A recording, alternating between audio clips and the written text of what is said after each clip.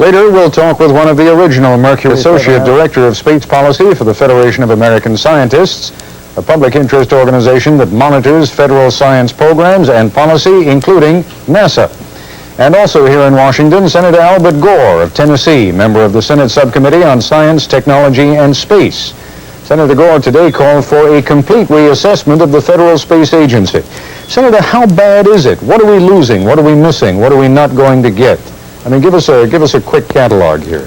It now seems apparent that after the Apollo program was winding down and the agency began to focus its attention on the shuttle program, it began to drift and some serious management problems began to emerge. Specifically, funding for quality control, reliability assurance, testing, these were all cut unwisely against the advice of the auditors, against the advice of several scientific experts. At the urging of Congress? Well, Congress was putting budgetary pressure on NASA. There's no doubt about that, even as it was not really providing the kind of vigorous oversight that it should have. But it's important to note that a great deal of money was wasted in cost overruns and in other areas, which also necessitated some of these unwise cutbacks in quality control.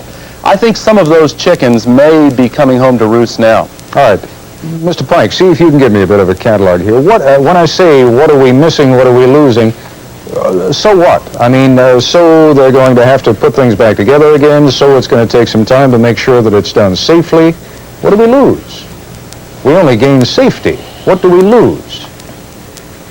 Well, if they don't get it put back together, we lose all the benefits that we're getting from our satellites.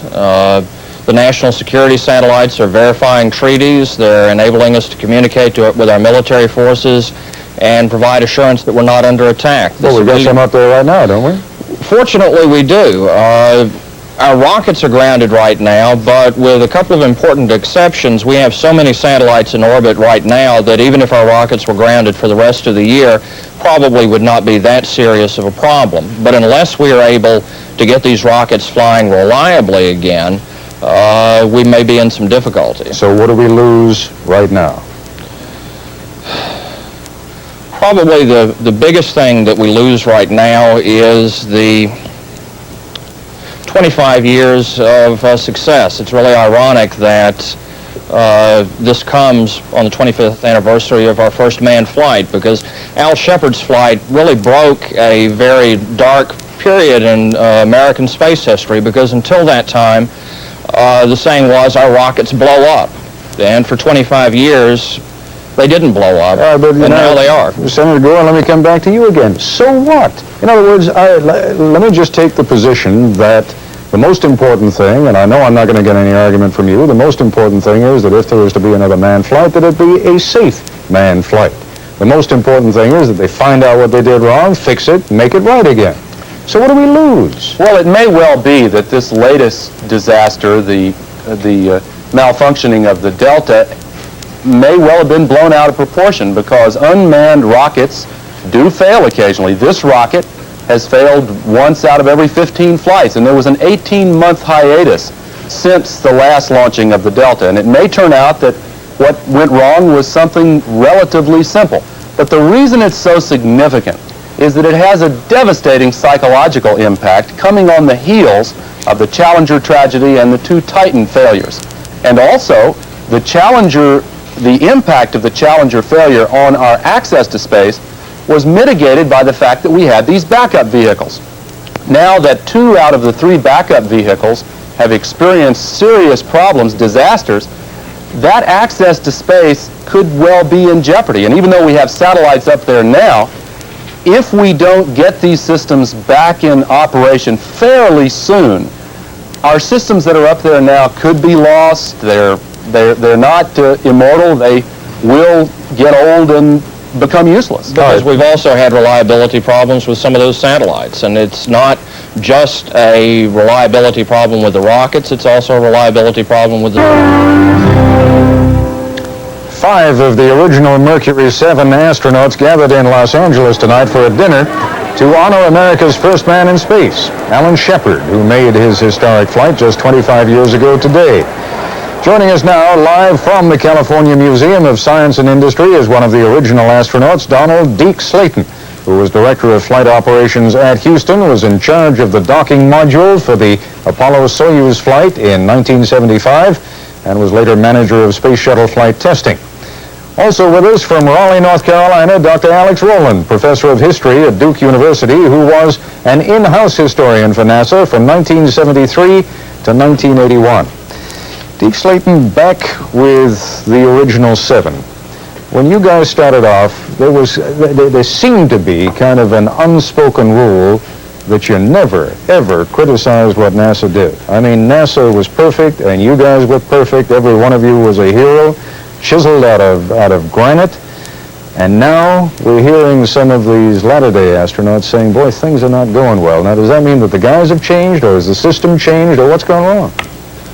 Well, to begin with, we weren't at all adverse to criticizing NASA. In fact, I did it a few times myself publicly, and we always had the option of doing that and vigorously did it when the situation called for it.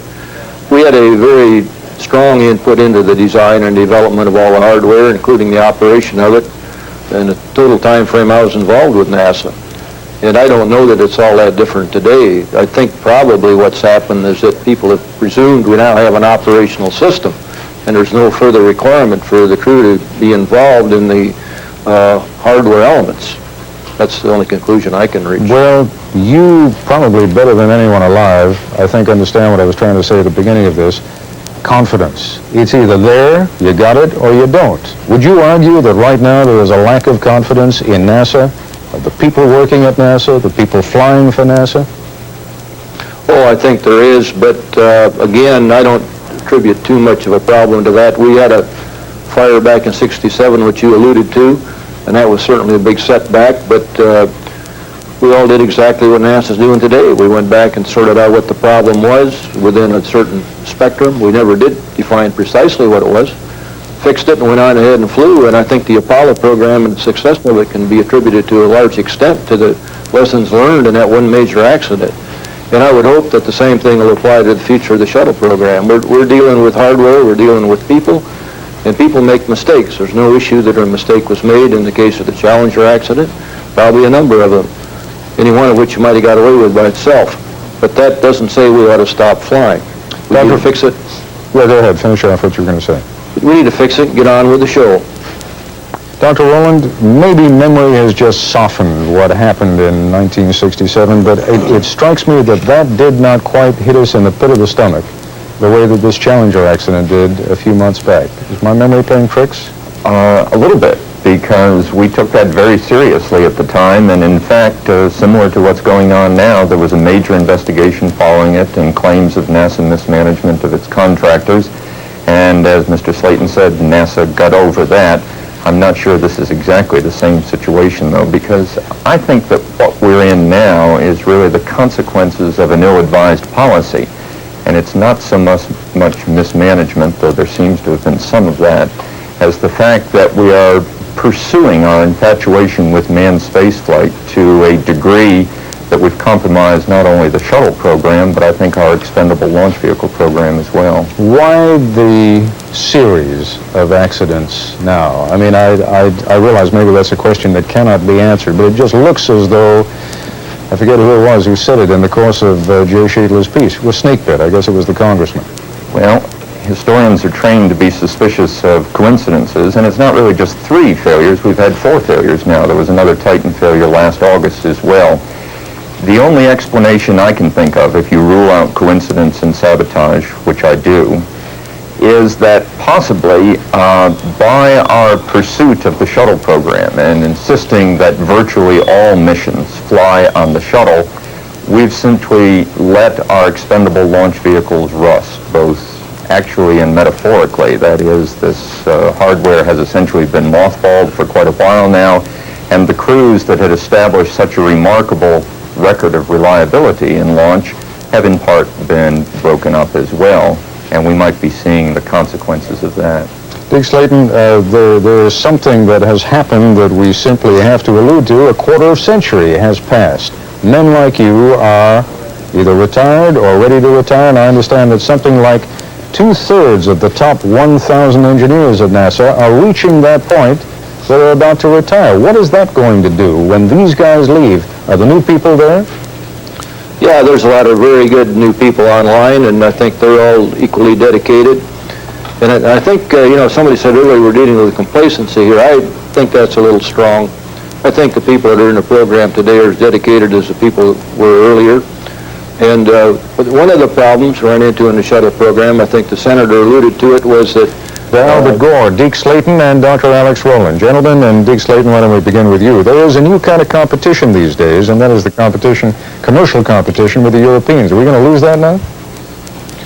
Yeah, we certainly do, and we do have a problem in the near term. But again, I think we're going to get back online with our vehicles, both the expendable and the shuttle, and meet that challenge. And I'm firmly confident we're going to fix our existing problems and get with it. Mr. Pike, how much business are we going to lose until we get it back on track again? Well, we're basically going to lose all of our commercial business if we go ahead with the Air Force's proposed policy of kicking the commercial and foreign satellites off of the shuttle. If we do that, they're all going to be going to the French. All right, Senator, are we going to have to do that? Because the military is standing in line saying we need all those payloads. I hope not. After a necessary reassessment, NASA will come back strong and provide the kind of leadership it has in the past. All right, Dr. Rowland, last word goes to you. We're going to recover from this? We're going to recover, but we'll be inviting more problems if we keep pursuing the kind of shuttle program we have, and that includes moving on to the space station as well. Manned spaceflight just can't be competitive economically. Senator, you buy that? Well, I think manned spaceflight has values beyond economics, and while we may have overemphasized it for missions such as launching satellites, it has a place and will keep a place. All right, Deke Slayton, I'll give you the last word on that. Manned spaceflight necessary? Yeah, I don't know of any mode of transportation that has an equal reliability factor. 25 years and one accident in flight. Show me another mode of transportation that competes with it. All right, on that positive note, gentlemen, I thank you all very much for being with us tonight. That's our report for tonight. I'm Ted Koppel in Washington. For all of us here at ABC News, good night.